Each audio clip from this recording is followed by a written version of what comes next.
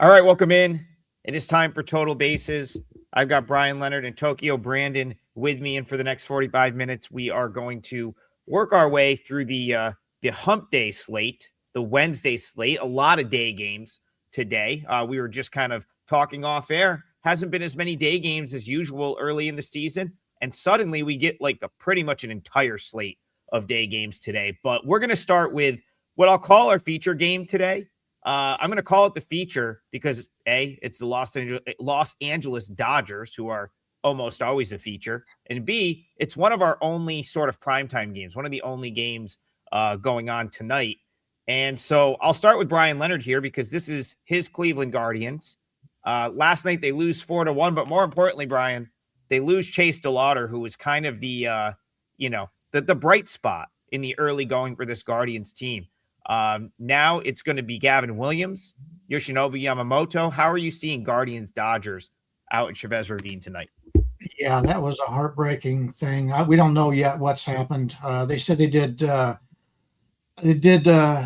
X-ray and nothing's broken, but he's been such a fragile player his entire career that it's something to worry about. And he was really one of the only guys that was hitting. Ramirez has not been hot so far, and they don't have too many good bats on this Cleveland team, as I mentioned before. We got Gavin Williams against Yamamoto. Yamamoto's roughly about a 170 favorite, 175 favorite right here, total 8.5. Yamamoto's a guy that has been very good, but there was a lot of concerns coming into the season because he had to pitch so many innings in the playoffs last year. And coming over from Japan, they don't pitch as often, which is why the Dodgers are going with the 6-man rotation. But he's been good when he's been out there, and I would expect him to carve up this Cleveland offense that are a little bit shorthanded in this one.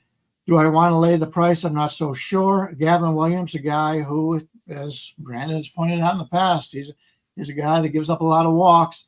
And with the Dodgers being such a good hitting team, when you're giving up extra walks in that's not a pretty sight. But if you take a look at the Dodgers' best players, none of them have really gotten off to a big start here. So I think Cleveland's catching the Dodgers at a good time when their bats are a little cold, especially their better players. But I don't trust Cleveland to score more than probably 2 to 3 runs in this game. And I'm sure the Dodgers will get more than that. So if I'm going to play it, I'm on the Dodgers side, but I've got to find some way to play it without having to lay the 270, 280 here. Yeah, let's get Tokyo Brandon here. That was, the Dodgers in the end, they win, they cover last night, they win 4-1, but kind of like going off of what Bryan says, it certainly wasn't easy. Bats, they out-hit the Guardians 10-2 in the end, but the bats never really got going.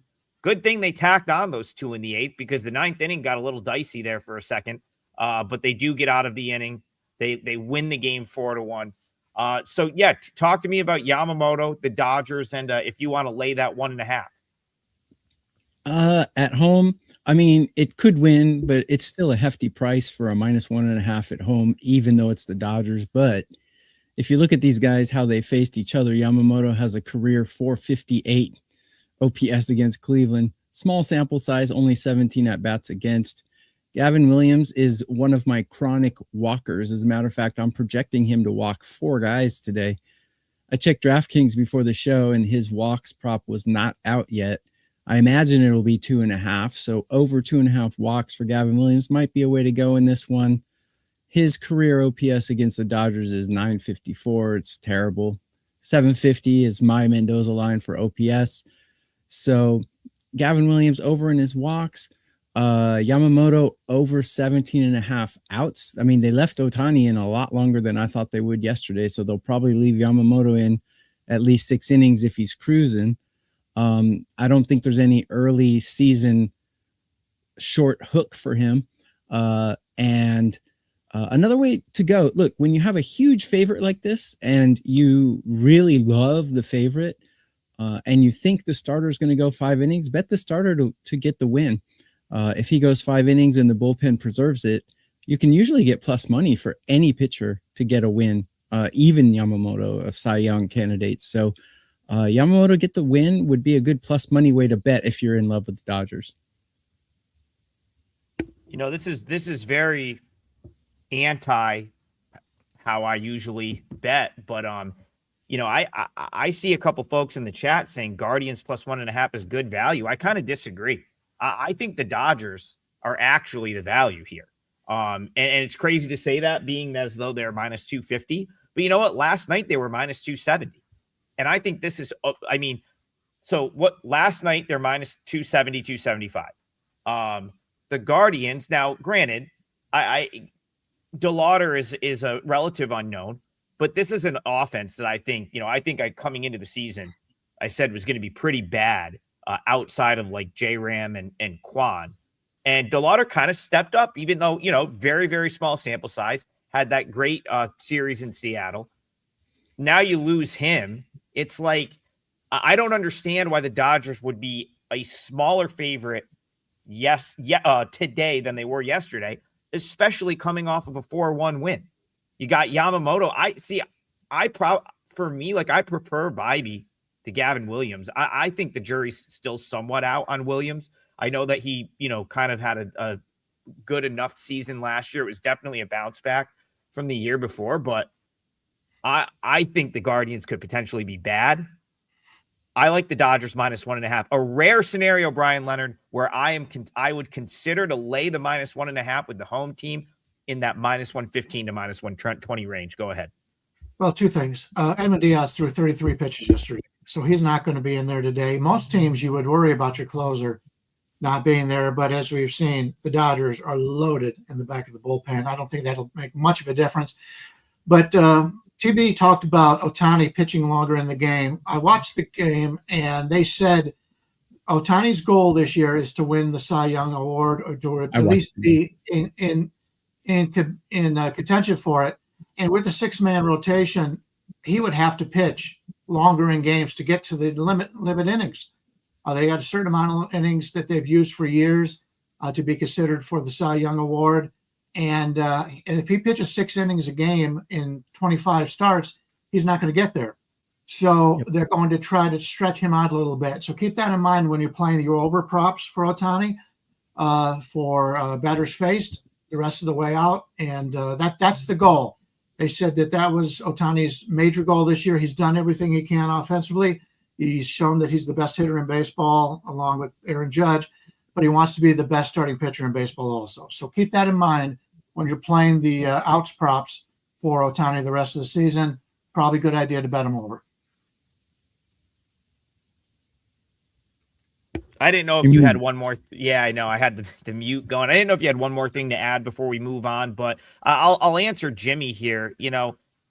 I don't think this is the spot to take the -1, only because you're already paying a little juice on the spread. Like for me, and TB, I see you nodding. I'll let you comment on this. For me, I'll utilize the -1 if it's like, if the -1.5 is plus money and I can get a more reasonable price on it. But once you're in the -115, -120 range or higher for the -1.5, I think you just have to take a stand and decide if the Dodgers are winning by 2 or more. So I don't like the -1 in this scenario. It would have to be -1.5 or nothing. TB, go ahead. -1 is, as my particular rule, -1 is good when the money line is -150 to -190, because you can knock about a nickel or 30 cents of juice off it. So you can bring it down to like a 120 or a 140. That's the time you use a -1. Someone in the comment is saying Yamamoto to record a win is -130. I find that hard to believe, but if that's the case, I wouldn't do it, because you need 3 things to happen for your pitcher to get the win. He has to go 5 innings. Your bullpen has to preserve the win, and you have to win the game. So, and you have to be winning when he comes out. Minus money for those 3 things to happen in one game is not good value. So I would not bet that. If it's anything plus, I would take it.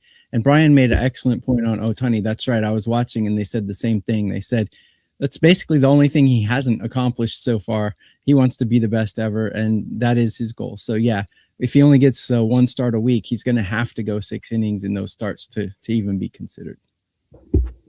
I guess we'll call this feature game part 2. This one goes earlier.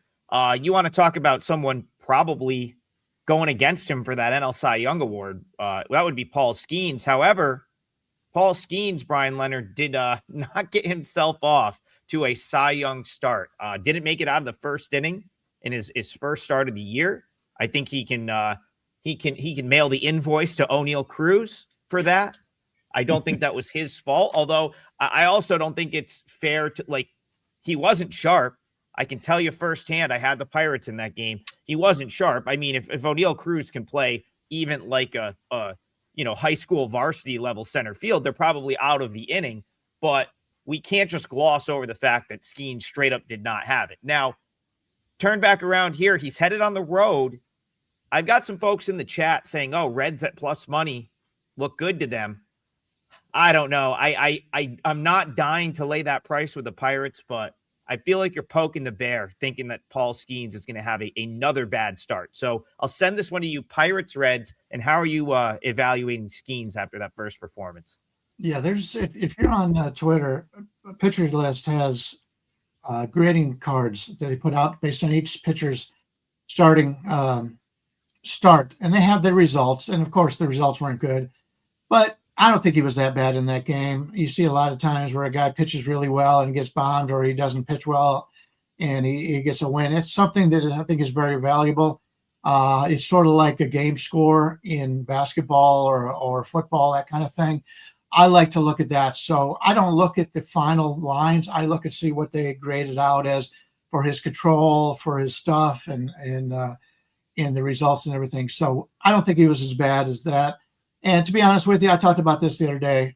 When a pitcher is on the mound and the defense behind him screws up, it kind of shakes him a little bit because you only need 27 wins or 27 outs in a game to get the victory, and you just gave one away. And for it to happen multiple times, I think it got to him. He's a pretty level-headed guy in skiing, so I may be misrepresenting it, but I consider myself an even kill guy, and it would bother the hell out of me. So I'm throwing that start out. I'm not paying a lot of attention to it. The problem is you've got these two teams. I happen to think they're equal, and if either one of these teams is any better, it's probably Cincinnati slightly better. Abbott's a guy who everybody continues to think his stats are fake, because if you look at his results compared to what he has done, he should not be this good. But if you take a look at all the Cincinnati starters the last couple of years, this is a fly ball park that gives up a lot of home runs. They don't give up a lot of home runs. The closer is a fly ball pitcher. He had a great season last year. Something is going on with the coaching in Cincinnati where they're throwing pitches in which the other team cannot lift the ball and hit it hard. Everybody's off balance. So pay attention to that when Cincinnati is at home, that they don't give up many home runs like they did in the past. But Abbott's a guy, if you trust his results, this is a hell of a bargain. If you look at him, you say, he's been a little bit lucky the last couple of years. I think it's going to eventually come back against him. Then maybe Skeens is the way. But I'm not going to be on Pittsburgh in this game. I'm with you. I'm not going to lay that number. Probably sitting it out overall. And you've got a lefty going for Cincinnati, which is, Pittsburgh only sees 1 out of every 3 or 4 games. So slightly in Cincinnati, but not enough to get involved. Let's go to Tokyo Brandon, see if he can give us maybe a different way to look at it, because I'm with you. I like Skeens. I like the Pirates can't get there on the price. TB, you've been we've had people in the chat ask specifically for your outs props for the pitching. Paul Skeens has got to go longer than he did last game, but does he go long enough to get over? Does he get enough strikeouts? Talk to me maybe about what we can expect from Skeens today. I will put my outs projections on my Twitter X account, Tokyo_Brandon, right down there. I'll put them up later today, guys. So check back and I'll give you my projections for that. Skeens is uber talented. He's arguably, not even arguably, he's a top 2. It's either him or Scooble, top pitcher in MLB. And no one can argue that. Do you think he's going to have 2 bad games in a row? I don't. Look, Sandy Koufax, Greg Maddux, all the great ones, Tom Seaver, they had bad games. It happens. So don't live in the moment. Live in the big picture. The chances of him having 2 horrible games in a row are absolutely close to 0. And what Brian was saying about pitchers getting rattled, pitching is like climbing up a mountain. You got to get to the top of the mountain, and when your fielders get errors, it's like you slide down the mountain 1 foot and you just get more tired. That's how kind of the mentality. So yeah, they do get rattled like that. Let's just look in my rankings. I have Pittsburgh hitting better than Cincinnati. I got both bullpens being trashed right now, and Andrew Abbott, like Brian said, he puts up really good numbers. Whether you believe the numbers or not is up to you, but he puts up really good numbers. If anything, I would go under in this game, maybe under first 5, because I think both pitchers are very solid. And I don't think either lineup is that scary. So that's the way I would go if I were betting this. I woke up, with the mindset that I would look at the Pirates. I gave the Pirates out as my free pick yesterday on my Under the Radar segment. Talked about Bubba Chandler. I guess he pitched very good. Didn't give up a hit. Walked 6 guys. So do what you will with that. But the Pirates did get the win in that game. And it quite simple. I like the Pirates in this game. I would only be on the Pirates, but minus 160 is just not playable to me. So we'll go ahead and move on from that game. Before we move on and start sort of going a little bit more rapid fire in the chat, guys, we have the double play package up at wagertalk.com. You get to pick 2. I've joked it's like being at Panera. You get to pick the soup or whatever. I actually have not been to Panera in probably, God, I can't even tell you, but at least 5 years. But I remember that was their thing. Point is, either the 3 of us right here, whatever 2 fit your style. Obviously, Tokyo Brandon's going to hit the, some of the Asian baseball markets. I'll do KBO and some AAA in addition to MLB. Brian is specifically MLB. You are going to get the bang for your buck doing that combo package. It is significantly less expensive than taking 2 handicappers on their own. So right now we've got the 3-day, and it is the double play package. That is up on everyone's page, and the options are nicely set out for you. So there's 3 different options: me, TB Brian, me Brian. And that is probably the best deal we've got going for the baseball season. Brian, I'm going to come to you here. Ethan, he says, I want to back Shane Smith in the White Sox again after Smith got bombed on opening day. Yeah, well, I was on that, so I do. I think I do as well. I think I'm in that mindset as well. The question here, though, so I'm going to go to Brian because Brian was on the Marlins early in the series. They didn't get it done for him in that game, but they did come back with a win last night. For me personally, I'm kind of higher than the market on both of these teams, so I haven't been able to find a way into this series. But it is interesting because Smith couldn't avoid that one bad inning. That being said, that's sort of been his downfall, the one bad inning over the course of his career to this point. So talk to me about White Sox Marlins, and should Ethan be confident going back to the well with Smith here? Yeah, I had ended up at the Marlins yesterday as a play for my clients. Alcantara is about 150, 155 favorite, 7.5 here. That's the first thing I look to because I was looking to bounce back and see and take a look at Smith. Well, he took a look at the numbers. If you're looking at it just in the starters, Miami's got a little bit of an edge. I believe the Miami starter is going to go probably about a full inning longer than the White Sox starter. So there's some guys in the White Sox bullpen, obviously, that I like. Some other guys in the longer relief. So that make it a little bit even. From strikeout percentage, I think Smith will go probably 5 strikeouts. I'll probably get 6 out of Alcantara. But for the most part, I prefer the Miami side on it right now. But I don't want to lay that number. It's a little bit of money has come in on the dog here. I thought I was going to like Smith, but when I take a look at the number, I'm not getting quite what I wanted to get here.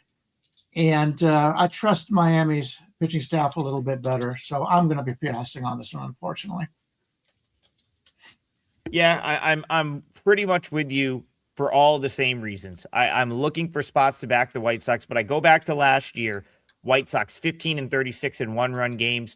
A big way I'm trying to play them this year is to find good spots to back them plus 1.5. It's I think that they will likely, they're probably going to win some of these close games, but I do think they're going in the right direction. And that is ultimately the way to look at them. So to go back to your point, Brian, you can't bet on +1.5 here at this price. So you're kind of in this weird, spot with the way it's priced where you can't take the White Sox +1.5.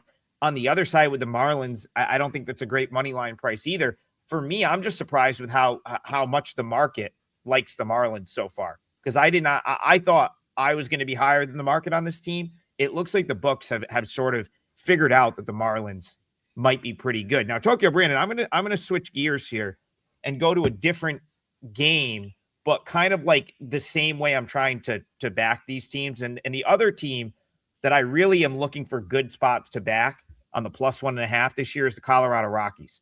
Now, 4-0 to start the season against the number, against that +1.5. Yesterday, they finally fall short, get blown out by the Blue Jays. The final score of that game, 5-1. Early start in Toronto here. The rubber match of this series, Blue Jays Rockies. How are you looking at this one? Expect pretty much the same as yesterday. Gausman's a stud. He used to be a stud. We discussed this the last time he started. He's not exactly the same guy he used to be. And yes, Freeland pitches better on the road, but who doesn't pitch better away from Colorado? No big surprise there. So Gausman's the better pitcher in my opinion, but he does have pretty poor stats against this team, these batters in his career. So that would kind of scare me away from, in order to play this, like I said earlier, you either have to play Gausman to get the win, or you have to lay a 1.5 at home. So I would rather not do that. Maybe I would play an over, just because when I play overs, I'm always looking at the worst team and I evaluate whether they can score or not. And I think they can score on Gausman, where I didn't think they could score yesterday. So I actually had the Blue Jays in a parlay, but I think today they actually can score a couple runs on Gausman, and the Blue Jays bullpen has been taxed. So I think an over in this game would be appropriate. I haven't played it yet, but if I were to, that's the way I'd go. So the reason I put these two games back to back is because tomorrow you're going to get the White Sox against the Blue Jays out in Chicago to open up that series. Now, we'll talk about that game tomorrow. Actually, tomorrow I think we're going to have basically 4 feature games, because I think there's only 4 games on the schedule. But the reason I bring that up is I'm just going to make a general point, and this is something I talked about on my solo segment on the WagerTalk YouTube channel that I do daily called Under the Radar. I'm going to bring Brian in to get his general opinion on this too. The Blue Jays, I think, are going to be a fade for me the next couple weeks. And the reason I say that is, of course, we know the Blue Jays are priced very high in the market. A lot of people have them near the top of the American League. But losing Cody Ponce and the fact that they already have they already have the starting pitcher injuries that they have. Barrios, Trey Savage, Shane Bieber, right? All on the IL. I believe Bowden Francis done for the year. I think he had surgery. I don't think we'll see him this season. That was a big, Ponce holding down that spot was kind of a big deal. And the corresponding roster move that they made was Lazaro Estrada from the minors. So that means one of two things. That either means they're going to trot him out there in a start, in which case you should probably fade him if you see Lazaro Estrada starting a Major League Baseball game, or they're going to have to sort of pull Varland from his relief role and do almost like an opener with Varland going bulk innings.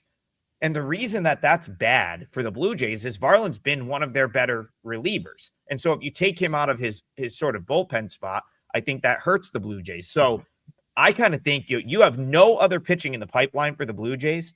Right. Until some of these other starters come back, I'm going to be looking to play against the Jays. So what I'm hoping for personally, and then I want to loop Brian in to sort of see what he has to say about this. I hope the Marlins roll today. And I kind of hope the Blue Jays roll as well, because I don't want any part of the Rockies here. I think this is a bad spot for the Rockies leaving town. Already won a game in this series. Give me a Marlins blowout and a Jays blowout. So maybe we can get a nice price on the White Sox for tomorrow. That's really what I'm hoping for. Brian is nodding. Let's get Brian in on this topic. Yeah, I really think Toronto needs to trade for another pitcher. There's Atlanta's in a situation very similar to Toronto, where they've got a lot of injured guys, and we've already seen that the guys they have, other than the aces, have really struggled. It would not surprise me. Now, the Dodgers don't trade away pitching, but they're so deep in pitching. I really like some of their guys that didn't make the rotation. I think Toronto, even though they just played them in the World Series, they could talk the Dodgers into giving River Ryan or somebody else into a package. Mm-hmm. That would be the right way to do it, because Toronto right now, I'm with you, either play overs or I'm going to fade their pitchers. And you're getting a game right now where the total is only 7.5 here. So, I'm kind of looking at the over. It opened 8 and it's been bet down to 7.5. Slight lean to the over for me, but I agree. Toronto's a team that right now, at least from the pitching standpoint, I'm looking to fade. All right, Tokyo Brandon, I got to go to you for this one. I heard a rumor once that Yusei Kikuchi does not like pitching during the day. I think he said something along the lines of he likes to get like 13 hours of sleep, and a daytime start really messes up his sleep. I'd much rather prefer to pitch at night. That's an issue for him this afternoon because he's got a 1 p.m. local start at Wrigley Field against the Chicago Cubs. So Kikuchi, your guy, I know you love to bring this guy up last year. In Wrigley against Matt Boyd, Angels Cubs, what do you see in this one? I actually went to his high school and scouted him when I was a scout. He went to the same high school as Otani as well. So it's up northeastern Japan. It's quite a ways from Tokyo, but the countryside. Kikuchi is very, very particular about his sleep. And if you take a look at my Twitter X, I put up the starter OPS versus the hitters they're facing today. And I actually juxtaposed my face with Paul Stanley on the Kiss Destroyer album cover. So take a look at that. I don't know, Brian, did you like Kiss? I'm a huge Kiss fan. Yeah, I was a Kiss fan when I was little. It was either Kiss or Aerosmith when I was little. Those were the two big ones. Yeah, cool. So if you look at that, you'll see that Matthew Boyd has a career OPS of 572 against these batters today. Kikuchi has an OPS of 833, and 755, 750 is my line. And the Cubs are coming off a really bad loss. I think they bounce back here. I never really liked Kikuchi. When he came out of high school, he debated going to the major leagues right out of high school, and then he decided to sign in Japan for like 2 or 3 years, and then he went to the major leagues. I really didn't like his stuff, but the major league scouts were drooling over him when he came out of high school. Never really liked his stuff, and I don't like him now, especially with the Angels. But the Angels certainly are hitting the ball quite well right now. Their bullpen is the problem. They've got a Diamondbacks type bullpen situation there, but they're hitting. Man, they can whack it as long as Trout's in that lineup. Never going to bet an under with that team. But I think it's time to back the Cubs here because I think they bounce back from that. Don't live in the moment, live in the big picture, and the Cubs are just a better team. Yeah, I'll get Brian in on this one quick. Angels start 3-3. I think you and I are sort of both under the kind of have the same mindset about this Angels team. But I did note that they did gather some interesting pieces, specifically in the bullpen. So I'm curious if you're looking at it like me, where it's like they're 1 or 2 injuries away from like complete disaster, and like they're 3-3. This team might scrap their way to 10-10. So for me, like I need to find the spot where like the well is gonna, the dam is gonna break, if you will, with the Angels. But I don't know that it's like this early in the year. So like talk to me about just that mindset, and if you're staying away from them because of that, because that's one of the reasons that I'm not looking to play against them at this price just yet. I don't see a reason not to play them, to play the Cubs in this one. I pay for a service that does a lot of simulations, and they've got Kikuchi. His strikeout to walk ratio today, 3.8 to 2.4. That's not what you want on a starting pitcher. Can't even get 2-1 on his strikeout percentage. Matthew Boyd pitched a lot better than what his results were in that first game. I believe he had a 7-1 strikeout to walk ratio. I talked about those pitcher list cards. He graded out really well for there. The result wasn't there, but he's a guy that when he's healthy, he's been very good. Last year, as the season went on, he hadn't pitched that many innings ever because he's always hurt. And he tired in the second half of the season, and then his year-end numbers weren't as great. But when he's healthy, he's a guy I'm looking to back, and his strikeout to walk is 6.4 to 2.5. I like Boyd here from an offensive standpoint. I like the Cubs' offense better than the Angels, although, to be honest with you, some of the Angels' hitters have gotten up to really nice starts. Trout's been terrific so far, talking about guys that have had injury problems. But I kind of like the Cubs here. I think that's a good price. And to get back where Tokyo was talking about playing a pitcher to win, the simulations today show there's only one pitcher in Major League Baseball that has more than a 50% chance of getting a victory, and that's Christopher Sanchez of the Phillies, 54%. So Yokomoto has only got a 44% to get the victory. You don't want to be laying that kind of number with him in that regard. So I know that's something that Brandon does very well on, and he knows it. And this just points it out that he does very well on this. Very Brian, interesting. before we move on from this game, I have to point out the total is 6. The wind appears to be blowing in at Wrigley Field. So you're kind of the weather guy. I feel like you've done a good job of like sort of gauging that. The total is 6. That's the talking point. That is a low total. Okay, let me look at the weather here. Chicago. And maybe, yeah, I'm seeing 6 minus 110 for the total. Okay. The Cubs against Kikuchi and that bullpen? Are you kidding? The Cubs can get 6. Yeah, at Wrigley Field today, the wind is blowing in. They're expecting 26% less runs than normally, which is 2.28 runs less than normal. You're looking at home runs 40% less, which would be about 0.89 in the game.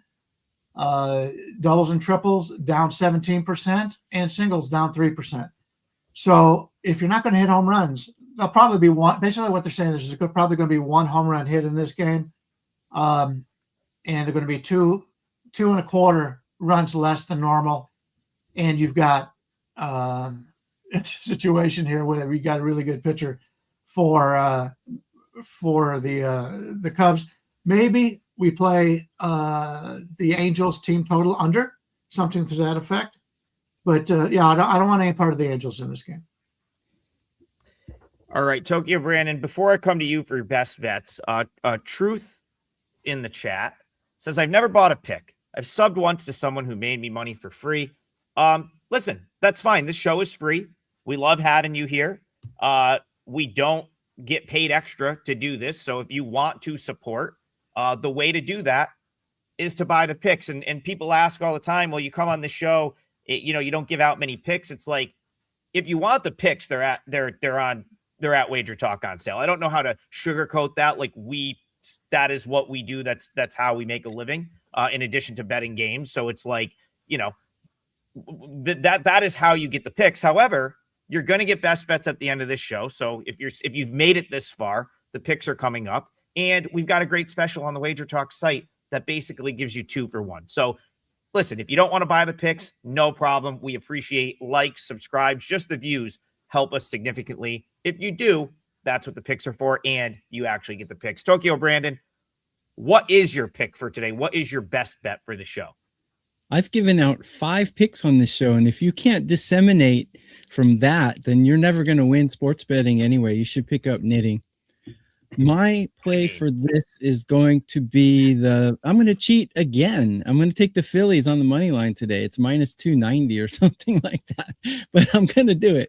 I'm going to do it because we're trying to win a parlay leg. Granted, now don't give me all this hate in the comments and say, oh, professional giving out 290. I'm not. I would never make that a client play. I'm only giving that out because it's a parlay leg and we're trying to win a parlay. So I'm going to go with the Phillies on the money line. I like Christopher Sanchez. The list that I put up on my Twitter X with the starters and their OPS against the team they're facing, Christopher Sanchez is a 516, well under the 750. Yeah, I'm going to go with the Phillies. And let me promote, like Adam said earlier, double play. You can get either one of us, either two of us, and you can leave one of us out. And you get 3 days full access for those two cappers. I believe it's around $50. So that includes all our 5% plays as well.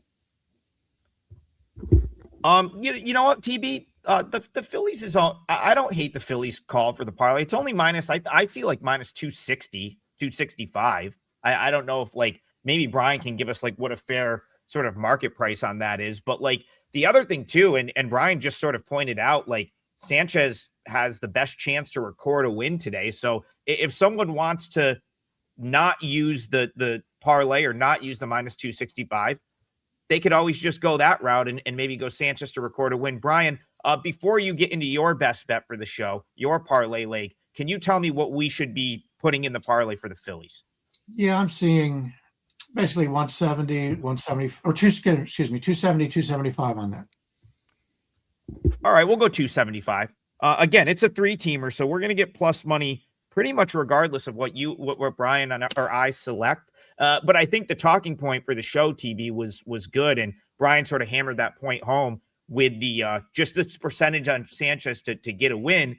Brian, do you have that mark? Like, do you know what the price would be on that? That I don't. Hold on, let me check. Well, like I said, he had 54% chance of getting the win. So I don't know what the current number is on that. That's okay. I was really just offering it up as someone if you couldn't somehow find a way to use Phillies on the money line. I do think that's a decent alternate market to look at. Okay, Brian, you have the floor. Best bets. What do you have going on at the website today? And what are you locking in for this parlay leg? Okay, it's 6:30 a.m. I have not put up any plays for any clients. I'm doing the hockey show when I finish this. So my plays will be up a little bit later today. So I can't tell you what I've got because I don't know what I have at this point. But I'm going to use the under in the Boston game. Yesterday, I talked about Boston on the show, and to the credit of our excellent audience, they were talking about how Boston was struggling hitting, and they continue to do that. Boston's got Burrows is going for Houston in today's game. He got hit pretty hard in the first game out. New team, I've talked about that in the past. When you come over to a new team, I don't like to play him the first time, and it's been a lot of players who struggled in that regard. But I do like Burrows. Burrows is a guy that it was hot in the offseason, and if you take a look at him against right-handed batters, 25.3. This was last year. 25.3 strikeout rate, only 4.5 walk rate. Just over a 20-point strikeout to walk rate against righties. And he'll be facing 6 righties in this lineup. And obviously, you've got one of the aces in Major League Baseball going for the Red Sox today, and that would be Garrett Crochet. And I'm not a big fan of this Houston offense. Trig and I both think Houston's a little bit overrated this season. And the total is 7. It opened 7.5 with heavy juice, and now just about everybody out there. I'm only seeing 7.5 under 35. I'll take it under. I'll take it under the 7. You lay about minus 105 in that regard. So give me Boston, Houston under on a day game, and I believe it's the getaway game. And keep that in mind when they have the getaway games. Even though they have the strike zone situation right now, if you watched any of the games yesterday, the umpires continue to make a lot of bad calls, but the team doesn't want to challenge them because you don't want to lose one of your 2 challenges. So the umpires, until the umpires are gone and they just use the computers, you're going to find a lot of bad calls, and that's going to continue. So both of these pitchers are very good at their location. So I'm going to play this game under the total of 7, and that'll be my parlay on today's card. Since we've already talked about my legs, so I'm gonna sort of like use this time to finish talking about this game. 2 things. Like, one, we talked about the Red Sox sort of hitting woes, and not, that was sort of my deterrent from playing them yesterday, was that I just didn't like what I saw out of the offense all weekend. And then on Monday, when they lost 8-1 and they come out last night, can't hit again, 9-2. So I don't really, just as far as your under's concerned, I really don't want part of these Red Sox bats until they show something, a little bit of life. You go back to Sunday's game, just that one home run, and really didn't have many other scoring chances in that game. And then my very first under the radar episode, and I'll bring Tokyo Brandon here to comment on this game as well. My first episode was entirely dedicated to talking about Mike Burrows, change of scenery in an organization that may actually help him get over the hump as a pitcher. I felt like he was a little bit of the odd man out in terms of like the Pirates having all these prospects. He was the expendable one. They needed to add some, I think that was part of the 3-team deal where Jacob Melton ended up with the Rays. The Pirates got back, I think, Brandon Lowe, who's been great for them. And then the Houston Astros got a starter who they kind of desperately need. So I'm sort of pro Burrows. He had 6 strikeouts in that first game. I thought his stuff looked good despite maybe not getting like the overall result. So Brian, I'm with you here. Under makes a lot of sense. 7s are tough, but it's kind of the right way to look here. TB, Red Sox Astros to you before I close it down. Yeah, both teams lineups a little underwhelming, but I'm on board with you guys. I don't have high hopes for the Astros this year. They do have good pitching. Crochet is one of the elite pitchers, top 5 pitcher in Major League Baseball, without a doubt. He's got pretty bad numbers against these batters in his career, but I wouldn't shy away from the under, like you guys mentioned. I agree that Burrow's first start was, jitters being on a new team or whatnot. First start of the season, everyone's going to have a bad game. I mean, Skeens had a bad game, and he's one of the best in MLB. So you gotta be able to throw. It's like gymnastics judges. You got to throw the low score away and take the mean. So I expect an under in this one as well. And I don't even think it's fair to say Burrows had like a bad start. Like, he pitched into the 6th inning. Yeah, he gave up 5 runs. That's less than, it's less than ideal, but still. I mean, he went into the 6th. He had 6 strikeouts. Like, to me, like I think that's a start he could build off of. So I think this was a good pull there, Brian. You got Crochet on the other side. When he's on, forget it. Like, this has 3-2 written all over it. 3-1, 2-1. Yeah, that's a good call. And then someone in the chat, just Astros plus 130 or whatever they are. Listen, you're not going to find me on the Red Sox until they give me a little bit more of a reason to think that they're going to turn in the other direction. So I said yesterday, I made the analogy of like, I'm hitting the check like I'm playing poker. I want to see one more before I jump in with the Red Sox. Well, I saw another card I didn't like yesterday, and so I'll be passing here. It's certainly not going to turn around and lay a price with them sort of mired in this slump right now. So go ahead, TB. Quick point about that, just very quickly. Yes, Crochet is an awesome pitcher, but if you think there's only going to be 5 runs in this game, his 5 innings, if he can shut them down to 0 or 1, it's kind of negligible. So a low score kind of negates good pitching. So I wouldn't be against the Astros plus money either. I haven't bet it though. I don't need the time for the best bets because my best bet was the first game we talked about. I'm laying the -1.5 with the Dodgers. I think they probably destroy the Guardians today. I think that was really just just the way that all played out yesterday was sort of like soul crushing for the Guardians. They have this exciting young player that comes in, they lose him. They're in a tight game and they kind of let it slip at the end. They lose 4-1. They did get their win in this series. I think mentally, like, they probably said, if we can win one out in LA, that's, especially coming off of the split with the Mariners, we'll take that. They've got that. So, kind of feel the same about the Rockies from a mentality standpoint too. Hey, we did what we came here to do. We got one.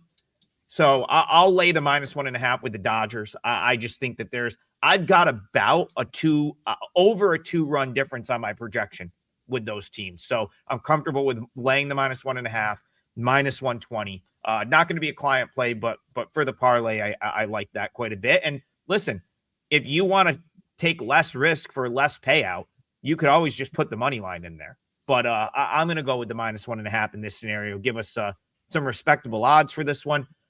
Guys, on our page, the double play. Choose any of the two handicappers. I've got one client play locked in for today. I know my co-hosts are going to have them as well. Individual packages will be up there, but the better way to do it is the double play, the you pick two, if you will. Two of the panelists on here. We'll be back for more Total Bases 9 a.m. tomorrow. And quick programming note, Full Court Press will be back every weekday until the championship game. So Rob Vino and I, in about 15 minutes, if college basketball is your thing, are back live right here. And we will be here Wednesday, Thursday, Friday, and then Monday to close down the season.